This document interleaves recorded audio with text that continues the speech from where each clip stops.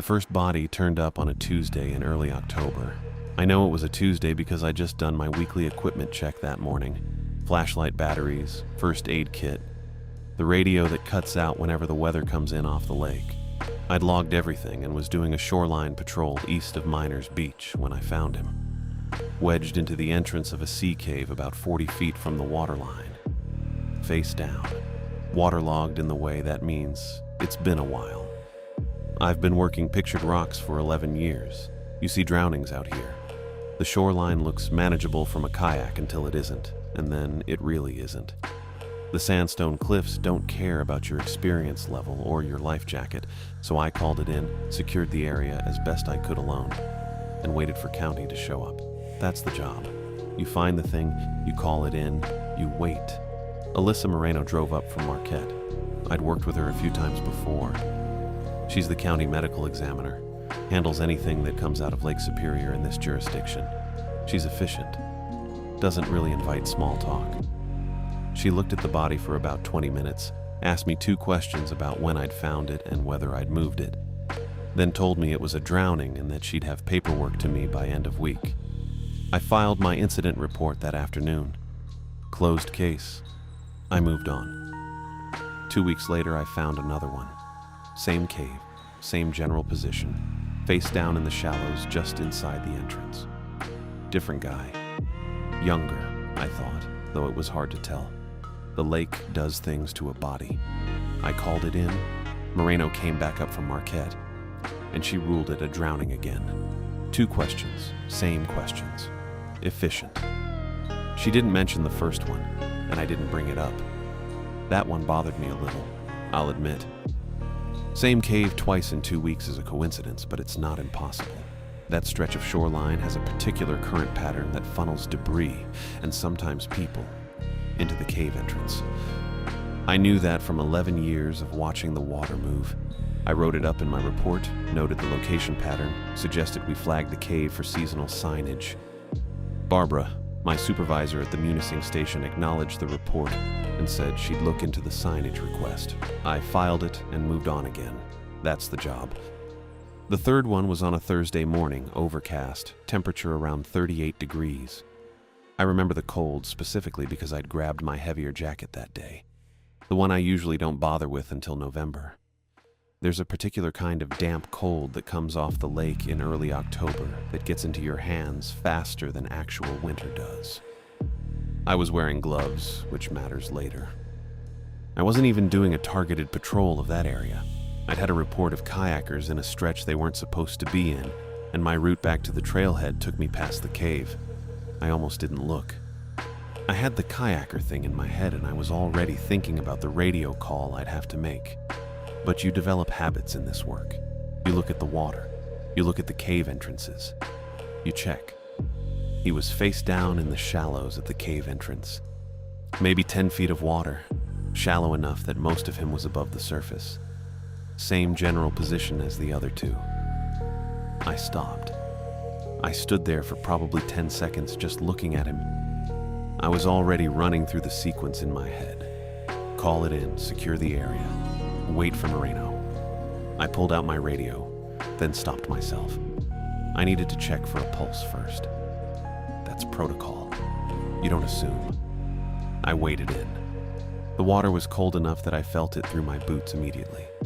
I got close, crouched down, and reached for his wrist. He rolled over. Not like the water moved him. Not like my reaching disturbed the balance. He rolled over on his own, in one motion, and I was looking at his face. I don't really know how to write this part. I'm not great at describing things that don't have a good category. His eyes were open. They were too large. Not dramatically, not like a cartoon, just slightly too large in a way that your brain registers before you can explain why it's wrong. And they were filmed over white. Both of them. Completely white, no iris visible. Like something had grown over them. His hands were wrong too. I noticed that next. His fingers had fused together, not webbed, not like a birth defect, just solid. Like the individual fingers had merged into a single mass on each hand. The skin was continuous, smooth, and there was a sound coming from him, wet and rhythmic, coming from his chest or his throat. I couldn't tell. It wasn't breathing. I know what breathing sounds like. This wasn't that. It was regular, though. Whatever it was regular. I stood up. I took 2 steps back. The water was at my shins, and I couldn't feel my feet anymore, and I was looking at him, looking at me with those white, filmed-over eyes, and I thought, very clearly, I should not be here. So I left. I turned around, and I walked out of the water, and then I was on the rock shelf, and then I was on the trail, and then I was moving faster than I normally move. I didn't run, exactly. I just moved with a lot of intention in the direction of away. The trail back to the trailhead is about 1.25 miles, and I did it in a lot less time than usual. The sound stayed with me. That wet, rhythmic sound. I kept expecting to hear it behind me, and I never did, which was almost worse. I got back to my truck. I sat in the driver's seat. My hands were shaking a little, which I noticed the way you notice a low tire. Something to address, not something to panic about. I'd left my radio in my hand the whole way back without calling anything in. I was still holding it. I sat there for a minute. The lake was flat and gray through the windshield. No wind. The kind of quiet that feels like the weather is deciding something. I started the truck and drove back toward Munising. The Munising station is a squat brown building off Washington Street with a parking lot that needs repaving and a bulletin board inside the front door that's been showing the same bare safety poster since I started there. I pulled in around 10:30. The lot was mostly empty. Barbara's truck was there. I sat in mine for a second, looking at the building. Then I went in. She was at her desk in the back office, going through something on her computer. She looked up when I came in. I probably looked rough. I hadn't checked. "Tanner," she said. "I need to report something," I said. "That's me." Very smooth opener. She closed whatever she had open and pointed at the chair across from her desk. I sat. She folded her hands and waited. That's Barbara's thing. She doesn't prompt you. She just waits until you talk. It works. I talked. I told her about the cave. The body face down in the shallows. How I'd reached for the pulse check and it had rolled over on its own. The eyes, the hands, the sound it was making. I kept it factual and in order, the way you're supposed to file a verbal report. And I watched her face while I did it. That's the part I keep coming back to. I watched her face. Nothing happened on it. Not the usual stuff people do when you tell them something disturbing. No slight widening of the eyes, no jaw tightening, no careful neutral expression that's actually the face someone makes when they're working to stay neutral. She just listened. Like I was telling her about a downed tree on the trail. Like this was a thing that fit into a category she already had. I finished. She nodded once. "When did this happen?" she said. "This morning, around 7:45. She nodded again. Then she stood up, went to the filing cabinet in the corner, the older one, the gray metal one with the lock on the top drawer. And she unlocked it with a key from her lanyard. She pulled out a manila folder, thick enough that the edges had gone soft, and she walked it back over and set it on the desk in front of me. "Take a look," she said. I opened it. The top photograph was on old paper, the kind that's gone slightly yellow and has that particular smell like a used bookstore. Black and white. It showed the cave entrance at Miners Beach. I recognized the rock formation, that specific angle of the overhang. And in the shallows there was a body. Face down. Male, looked like from the build. Waterlogged. The photo was dated in the margin in faded pencil. October 1983. I kept going through the folder. There were maybe 20 photographs total. Different years. 1983, 87, 91, 94. Then a gap. Then 2 from 2008. The most recent ones were on regular photo paper, color, probably printed from a digital file.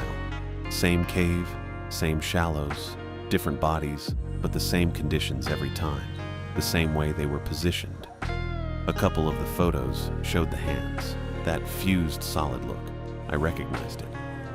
There were also some written reports in the folder. Incident reports, typed on actual typewriter paper for the older ones. They described what I described. A few of them used the word anomalous. One from 1991 said the subject appeared to exhibit autonomous movement, and the ranger who wrote it had put a question mark after it, like they weren't sure if they should include that or not. I understood that impulse. I sat there going through the folder for probably 5 minutes. Barbara stood by the window and looked out at the parking lot and let me read. When I got to the bottom of the stack, I found the note. It was a half sheet of plain white paper, clipped to the inside front cover, handwritten in black pen. Block letters, neat, like someone who learned to print carefully a long time ago and never stopped. Do not return to the site alone. That was it. No signature, no explanation, just the one instruction. I looked up at Barbara. She was still looking out the window. "How long have you had this?" I said. "It was here when I took the station," she said. I added to it. "The 2008 photos," I said. "And the 94 ones," she said. So she'd been here for at least 30 years. Or she'd pulled the 94 ones from somewhere else and filed them. I didn't ask which. I'm not sure it mattered. "The note," I said, "was already there," she said. I looked back down at the folder. The note was in the same block printing as one of the older typed reports. Not typed, that one. Handwritten in the margin. I couldn't tell if it was the same person. Could have been. 40 years is a long time to keep one instruction consistent. "What is it?" I said. She looked at me then. "I don't know," she said. And I believed her, which was its own kind of problem. I closed the folder and pushed it back across the desk. She picked it up and put it back in the drawer and locked it. That was the whole conversation, basically. She told me to take the rest of the day, file my incident report in the morning, and let her handle the notification to county. I said, "Okay." I meant it when I said it. I drove home. I've got a rental on Elm Street, about 8 blocks from the station, a 2-bedroom that I only use 1 bedroom of.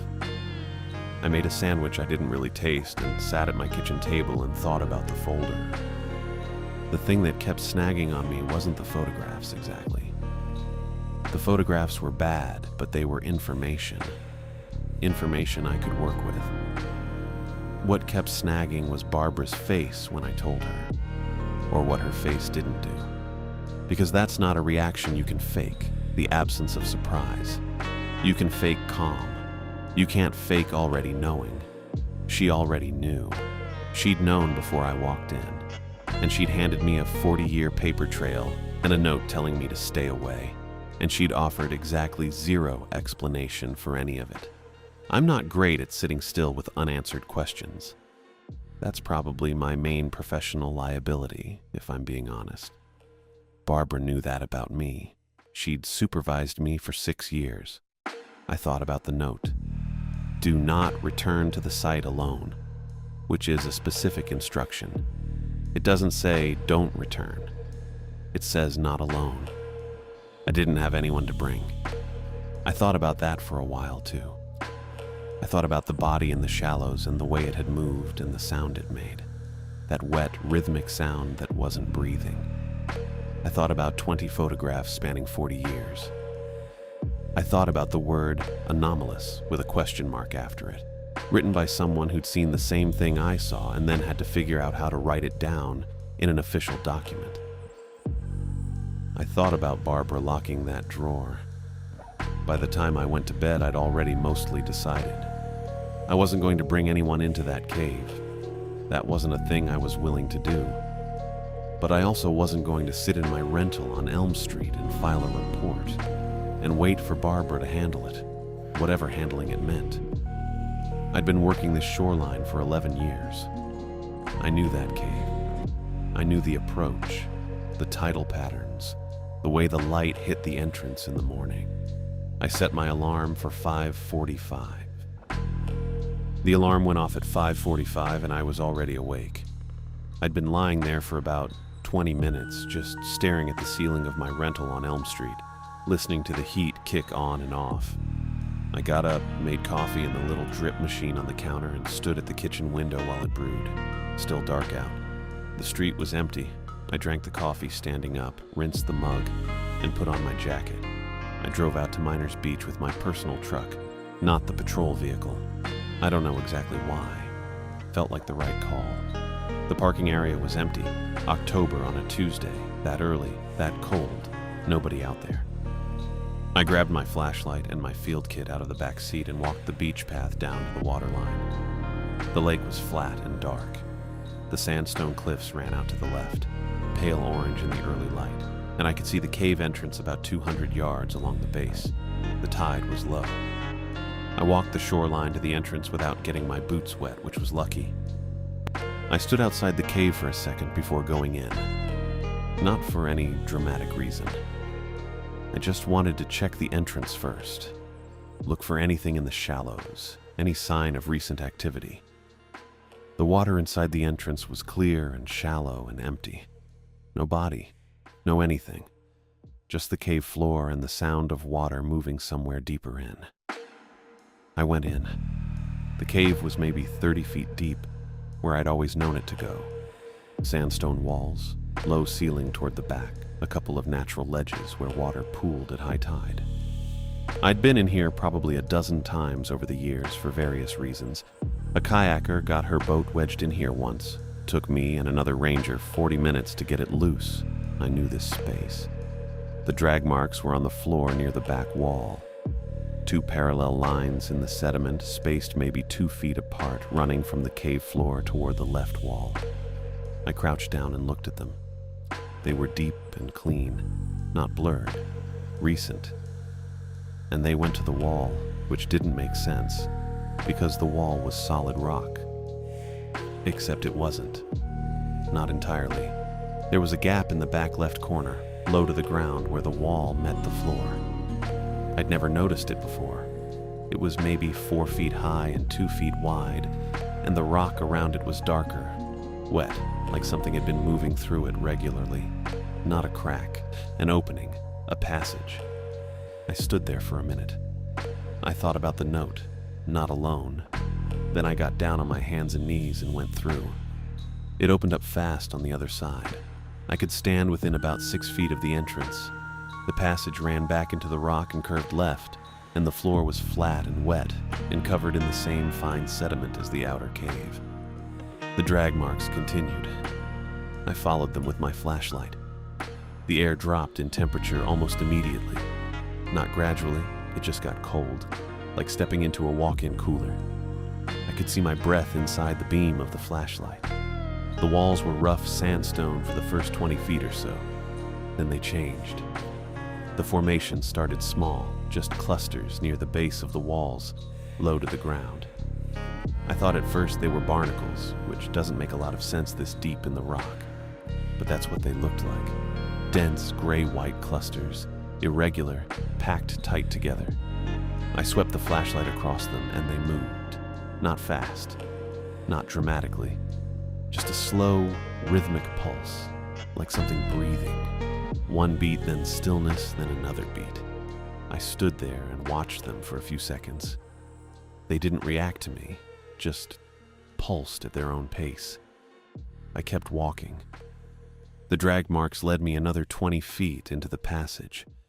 The formations covered more of the walls the deeper I went, up past knee height now, then waist height, pulsing slow in the flashlight beam. I kept the light moving and kept my eyes on the floor and didn't touch anything. I almost missed her. She was against the right wall, in a section of the passage where the wall curved inward slightly, making a kind of shallow alcove. If I hadn't been sweeping the flashlight, I would have walked past her. Barbara was sitting upright. Her back was against the wall, her legs straight out in front of her, her hands folded in her lap. She was in her field jacket. Her eyes were closed. I stopped. I stood there for probably 10 seconds just looking at her. Then I went over and crouched down and checked for a pulse, even though I already knew. Her skin was cold. Not just cold from the cave cold. She'd been dead for a while. At least a day, probably more, based on the temperature in there and what I could see. I'm not a medical examiner, but I found enough bodies on this shoreline to know. I sat back on my heels and thought about the folder, the photographs, the reports, the note clipped to the front. She'd handed me that folder yesterday afternoon.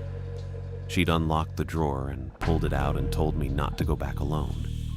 And then she'd come here. She'd come here before she warned me away, or she'd come here after. And either way, she'd known exactly what she was walking into, and she'd done it anyway. I don't know what she was looking for. I don't know if she found it. She was sitting so upright. That was the thing that kept snagging at me. Hands folded, back straight, like she just sat down to wait for something. I've seen drowning victims. I've seen fall victims. People don't end up like that on their own. I was still crouching there, flashlight in my hand, when I heard the water. The passage curved further back behind me and to the left, and somewhere back there the floor dipped and there was standing water. I'd registered it when I came in, just a low sound, water moving in a confined space. But this was different. This was something moving through the water. A displacement sound, slow and deliberate, getting closer. I didn't look back. I want to be clear about that. I made a specific decision not to look back. I stood up, kept my flashlight pointed forward, and walked back toward the entrance. Steady pace. I didn't run until I was back through the gap in the outer wall, and then I ran. I came out of the cave entrance into the morning light and kept moving until I was 30 feet up the beach. Then I stopped and put my hands on my knees and just breathed for a minute. The lake was still flat. The beach was still empty. The sandstone cliffs ran out in both directions like nothing had happened. I straightened up and looked back at the cave entrance. Nothing came out of it. I stood there for a while anyway. Barbara had come back here, knowing what was in there. She'd handed me a folder full of 40 years of evidence, told me to stay out, and then walked back in herself. I didn't understand that. I still don't really. Maybe she thought she could do something about it. Maybe she'd been trying to do something about it for a long time. She'd had that folder in a locked drawer, which means she'd been sitting on it, which means she'd known about this longer than I had. I walked back to my truck. My hands were steady, which surprised me a little. I sat in the driver's seat for a few minutes without starting the engine. The heater would have been nice, but I didn't move. I just sat there, thinking about Barbara sitting upright in the dark with her hands folded, and the sound of something moving through the water behind me, and the word Dormant written in red pen in the margin of a photograph I hadn't seen yet, but would find eventually. I started the truck and drove toward town. Mario Lane's office smelled like old coffee and something floral, probably an air freshener losing a fight with years of accumulated stale air. He had a little ceramic dish of hard candy on the corner of his desk, the kind nobody actually eats. I sat down across from him and told him what I'd found. I kept it factual. I said I'd gone back to the cave that morning. I said I'd found Barbara Johnston deceased inside the passage. I said the passage didn't appear on any current survey, and I said there was something else in there with her. I didn't try to describe it. I just said it was in the water and it was moving, and I left. Mario listened. He had his hands flat on the desk, and he watched me the whole time I talked, not writing anything down, not nodding. He had that particular stillness that some people get when they're not processing what you're saying so much as deciding what to do with it. When I finished, he asked me one question. "You sure she was dead?" "Yes." He nodded slow. Then he picked up his desk phone and dialed. That was it. No follow-up. Didn't ask me how Barbara looked, didn't ask about the passage, didn't ask what I meant by something else in there with her. He just dialed and turned his chair about 45 degrees away from me while it rang, like I wasn't sitting right there. I heard him say, "Yeah, it's Lane. We've got a situation up at Pictured Rocks. Then a pause. Then, the cave system, yeah. Another pause. Longer. Copy that. He hung up and turned back around. Go home, he said. Get some sleep. Someone will be in touch. I asked who. Someone who handles this kind of thing. I didn't push it, partly because Mario Lane had the particular energy of a man who had reached the exact ceiling of what he was going to tell me, and partly because I was tired in a way that had gotten into my bones somewhere around the time I'd found Barbara and hadn't left since. I drove back to my place on Prospect Street, which is a rental with bad insulation and a landlord who keeps promising to fix the kitchen faucet. And I sat on the couch and didn't turn on the TV or make food or do anything useful. I just sat there until it got dark. Then I went to bed. Someone was in touch the next morning. She was standing outside the ranger station at 8:15 when I pulled up. Dark coat, structured briefcase, hair pulled back tight. She looked like she'd taken a wrong turn on the way to a board meeting in Chicago and hadn't adjusted her expectations accordingly. The parking lot had a puddle the size of a kiddie pool from the overnight rain, and she was standing about 4 inches from the edge of it like she'd calculated the exact safe distance. Gabriella Morse, she said. Army Corps of Engineers. Government liaison. She shook my hand once, firm, and that was the introduction. We went inside and sat at the small table in the break room because my actual office had a broken chair I'd been meaning to swap out, and I didn't want to deal with that. She set her briefcase on the table but didn't open it yet. She had a legal pad and a pen, and she put them both in front of her like she was setting up for something. Then she asked me about the cave. Not about Barbara. Not about me. About the cave. She asked about the depth of the main passage, how far in I'd gone before I found the side channel, whether the floor was sediment or exposed rock. I answered. She wrote things down in small, neat handwriting. Then she asked about the formations on the walls. I said they looked like barnacle clusters. She wrote that down without any change in her face. I said they pulsed when my flashlight hit them.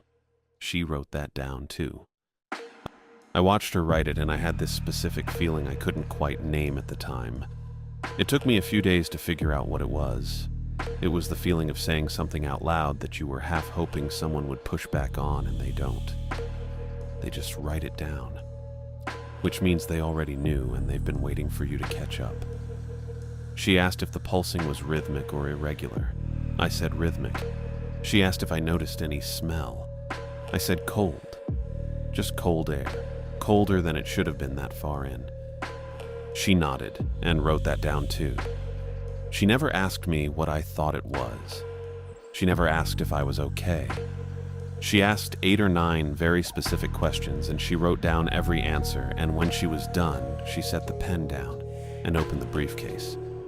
She put a document on the table, about 6 pages, stapled.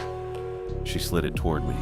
I picked it up and read it. The first page reclassified Barbara Johnston's death as a climbing accident, accidental fall in a restricted area. The second page covered the 3 bodies, all ruled drownings, consistent with the medical examiner's findings. The third page was a 60-day shoreline restriction along the Miners Beach corridor while what they were calling remediation crews conducted work in the area. I read that word twice. Remediation. I put the document down. What does remediation mean? I said. We're going to seal the cave. She said it the way you'd say we're going to repave the parking lot. Flat. Practical. Already decided. I looked at her for a second. Will that stop it? She reached across the table and picked up the document. She squared the pages against the tabletop and slid it back into her briefcase. I need a signature if you're signing, she said. I'm not signing. She closed the briefcase, clicked the latches, stood up, pushed the chair back in, and picked up her legal pad and pen. Thank you for your time, Ranger Lopez. That was it. She walked out of the break room and through the front door and across the parking lot, and I watched through the window as she navigated around the puddle on the way to a dark blue sedan I hadn't noticed before, parked at the far end of the lot. She put the briefcase in the back seat.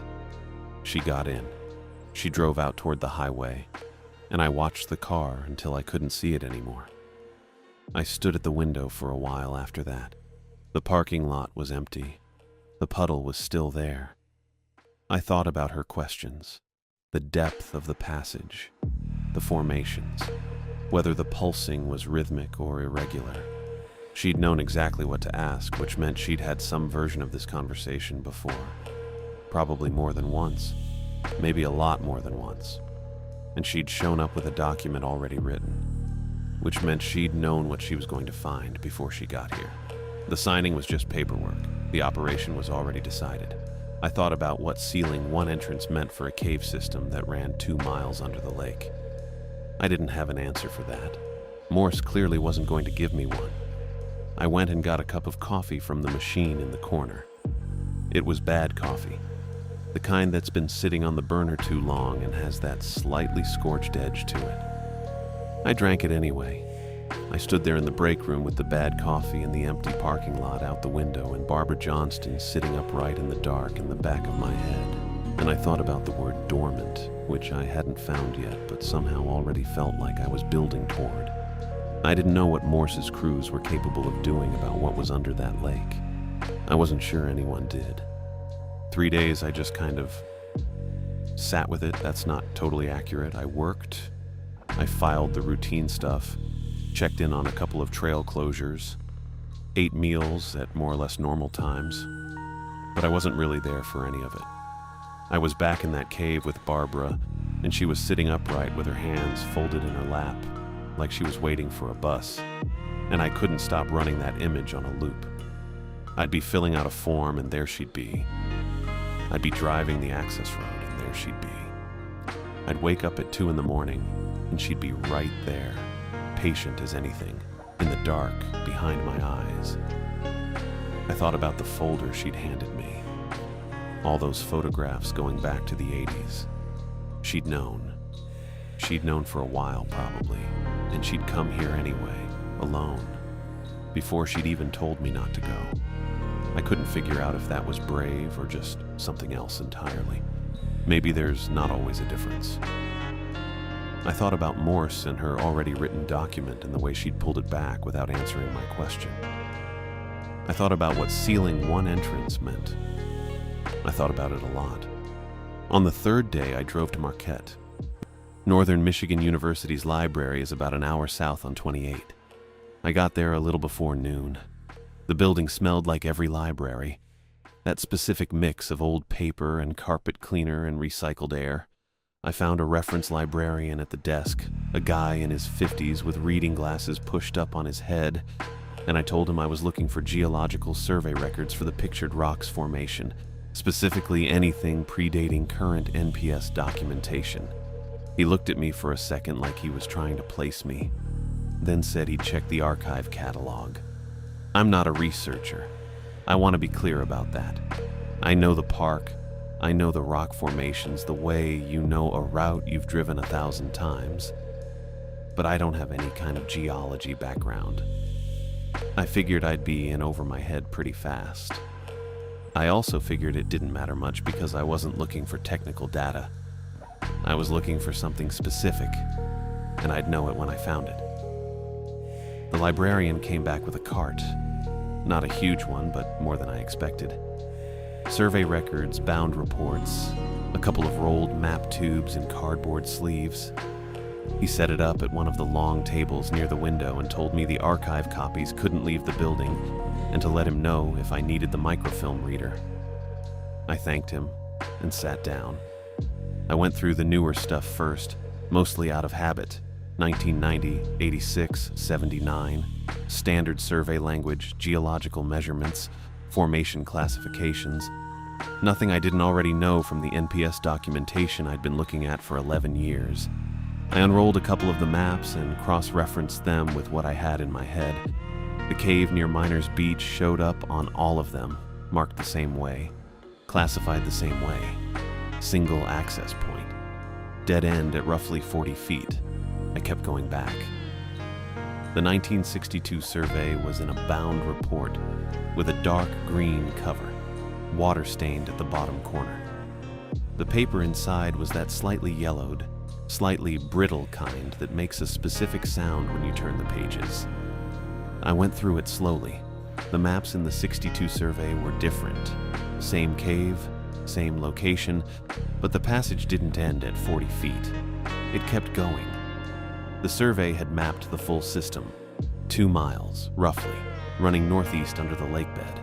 And along that 2-mile stretch, there were 7 marked access points. 7. The one I knew, and 6 others, distributed across the lake bed at intervals, some of them well outside the park boundary. I sat there for a minute with that. None of those 6 additional points were in any current documentation. Not the NPS maps, not the more recent surveys, not anything on the card in front of me from any year after 62. They'd been there in 62, and then they were just gone. Not disproven, not reclassified. Gone. Someone had made a decision about what the current maps would show and what they wouldn't, and that decision had held for over 60 years. I turned more pages. The photograph was near the back of the report, tucked between 2 pages of formation data.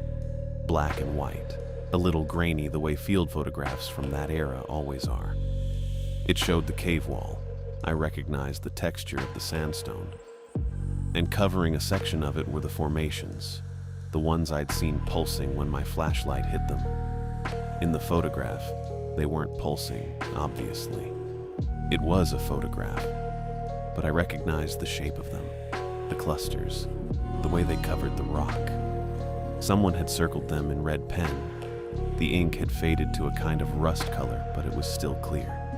And in the margin next to the circle, in handwriting that was small and pretty neat, one word, Dormant. I read it a few times. I'm not sure what I was expecting. Something more, maybe. An explanation, a warning, a name. But it was just the one word, and it was enough. Dormant doesn't mean gone. It doesn't mean stopped or dead or neutralized. It means waiting. It means whatever conditions produced the active state weren't currently present, and the word implies those conditions could come back. Whoever wrote it knew the difference between dormant and dead, and chose the accurate one. That was written in 1962. 62 years of dormant, and then 3 bodies in a sea cave in October. I sat with that for a while. The library was quiet. A couple of students at the other end of the room, somebody printing something near the door. Outside the window it was gray and cold, and starting to look like it might snow. I thought about Morse's cruise sealing the one entrance I knew about. I thought about 6 other access points under the lake that weren't on any current map, that Morse either didn't know about or wasn't addressing. I thought about 2 miles of cave system running northeast under open water. I thought about what dormant implied about right now, about whether the word still applied, about what the 3 bodies meant for the timeline. I didn't come to any conclusions. I'm not sure there were any to come to. I just sat there with the 62 survey open to that photograph and felt something settle into place that I'd been trying not to look at directly for 3 days. I took a photograph of the map with the 6 access points on my phone. I took a photograph of the barnacle formations with the red circle and the word in the margin. Then I closed the report, returned everything to the cart, and went and told the librarian I was done. I got back to Munising a little after 4. The station was quiet, just the end-of-day stuff. A couple of rangers finishing up paperwork, the radio doing its low background chatter. I went to the front desk. Jade was there, working through what looked like a stack of maintenance request forms. She looked up when I came in. I told her I needed to file a transfer request. Arizona, preferably somewhere in the southern district. I said I knew it was late in the season for it. She didn't ask why. She just pulled up the form on her computer and started typing. Name, badge number, current station, requested station.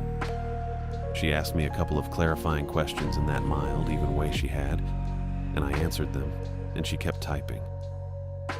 It took maybe 10 minutes. She printed the confirmation, stamped it, handed it across the desk. I signed it. She took it back and put it in the outgoing tray without making a big thing of it. But when she handed me my copy, she looked at me for just a second. Not long. It wasn't a look that said anything out loud. It was the look of someone who's watched a situation from a certain distance and understands more about it than they've been told. Like she'd seen the shape of what had happened even without the details. Like she was just glad I was still standing in front of her desk to sign the form. I folded the copy and put it in my jacket pocket. "Thanks, Jade," I said. "Safe travels," she said, and went back to her maintenance forms. I walked out to the parking lot.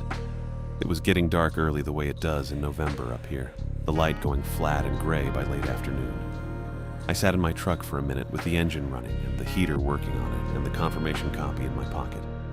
The transfer was in. I had maybe 3 weeks before I needed to be out.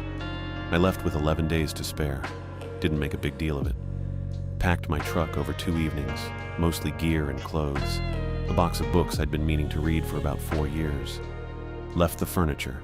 It came with the housing unit and it was going to stay with the housing unit. I did one last walkthrough, checked the closets, turned in my keys to the facilities office. The guy at the desk didn't even look up. I drove out of Munising on a Tuesday morning in the second week of November. The town was quiet the way it gets after the last of the fall visitors leave and before the snowmobile crowd shows up. A few trucks at the gas station. A light on at the diner. I stopped for coffee and sat at the counter for maybe 20 minutes, and nobody said anything to me and I didn't say anything to anybody. I left a couple dollars on the counter and walked out. I took M28 West. That's the long way if you're trying to get somewhere fast, but I wasn't. I figured I had 3 days of driving ahead of me and no particular reason to rush any of it. The road runs parallel to the lake for a good stretch out of Munising, and I could see it through the trees when the tree line broke. Lake Superior in November is not a friendly thing. It's flat and gray, and it looks like it weighs something. The color is the same color as old concrete. I watched it through the passenger window when I could, and then it was gone behind the tree line, and that was that. I didn't stop at the shoreline. Didn't even think about it until I was already past the turnoff, and then I thought about it for about 30 seconds and let it go. The cave was behind me. I'd made my decision about the cave. That was done. I crossed into Wisconsin somewhere around noon and stopped for gas outside of Ironwood. Filled up, bought a bag of pretzels and a Gatorade, stood next to the pump for a minute in the cold. The wind was coming off the lake still, even this far west. I could feel it. I got back in the truck and kept going. The drive through Wisconsin and Minnesota is a lot of the same thing for a long time. Trees, then flatter land, then more trees. Then the land starts to open up. I listened to the radio until I couldn't get anything decent, and then I drove in quiet. I stopped outside of Eau Claire for the night at a motel that cost $62 and had a vending machine that only worked if you pressed the button twice. I ate the pretzels and watched about 40 minutes of a nature documentary and went to sleep. I did that for 2 more days. I crossed into Arizona on a Friday afternoon, and the change is always a little strange. You go from brown grass and highway to red rock and sky that looks too wide. I'd driven through this stretch before, years ago, but I'd forgotten how much of it there was. Miles and miles of it. I figured I'd get used to it. The station outside of Sedona was smaller than Munising. 4 rangers, a small office, a maintenance shed. My supervisor there was a guy named Garrett, mid-40s, grew up in Phoenix. He shook my hand and showed me the supply room and gave me a binder with the patrol routes. And that was pretty much orientation. He didn't ask about Michigan. I didn't bring it up. I was fine with that arrangement. My first incident report was a hiker with a twisted ankle on the Bell Rock Trail. I drove out, assessed the situation, called for a transport assist, filed the paperwork when I got back. Standard. I've written probably 1,000 of those reports over the years, and they're all basically the same form. Name, date, nature of incident, actions taken, outcome. I filled it out, submitted it, and that was my first day of official work in Arizona. It felt like nothing had changed. The form was the same form. The work was the same work. That's not a complaint. That was actually what I needed. I got a small rental in Sedona while I figured out the housing situation. 1 bedroom, a kitchen with a gas stove, a back porch that faced west. The sunsets out there are the thing everyone talks about, and they're not wrong. The sky goes orange and red in a way that's almost hard to look at. I sat out there most evenings with whatever I was eating for dinner and watched it happen. It was good. It was fine. I was doing okay. At night was a different thing. Not every night. Maybe 3 or 4 times a week I'd wake up at 2 or 3 in the morning and just lie there in the dark with the ceiling fan going and think about the cave. Not in a panicked way. More like how you think about a problem you haven't solved yet. My brain kept returning to it the way your tongue finds a sore spot in your mouth. Involuntary. Just something it kept doing. I'd think about the 1962 survey. The photograph with the formation circled in red pen. That one word in the margin, dormant. I'd look that word up, which is a thing I'm a little embarrassed to admit because it's not a complicated word. But I wanted to make sure I was reading it right. What it means is present, but not active. Alive, but not doing anything. Not dead, not gone. Just waiting. That's the part that didn't resolve. Morse's crews were going to seal the cave. 1 entrance. The one near Miners Beach, the one I'd been in twice. I'd signed the report that said Barbara Johnston fell. I'd driven west. The cave was behind me. That was all true. But the 1962 survey showed 6 other access points, none of them in any current NPS documentation, all of them somewhere along 2 miles of rock under open water. And whatever was in that cave had been in there since at least 1962. Probably longer, and the word someone had used to describe it was dormant, which meant it had been different before, more active, and then it had gone quiet, and then 3 bodies turned up in the same cave across a span of 2 weeks in October. I don't know what changed. I don't know what the cycle is, if there is one. I don't know if Morse's people sealed the cave or just filed a report saying they did. I don't know what Barbara knew that she didn't tell me. And I've thought about that part more than I probably should. She had that folder. She'd had it for a while. She'd gone back to the cave before she warned me away from it, which means she knew something about what was in there and she went anyway. And I've spent a fair amount of time trying to understand what she was thinking, and I keep coming up empty. Maybe she was trying to confirm something. Maybe she thought she could handle it. Maybe she just needed to see it herself before she could tell me not to. I don't know. Her family was told she fell.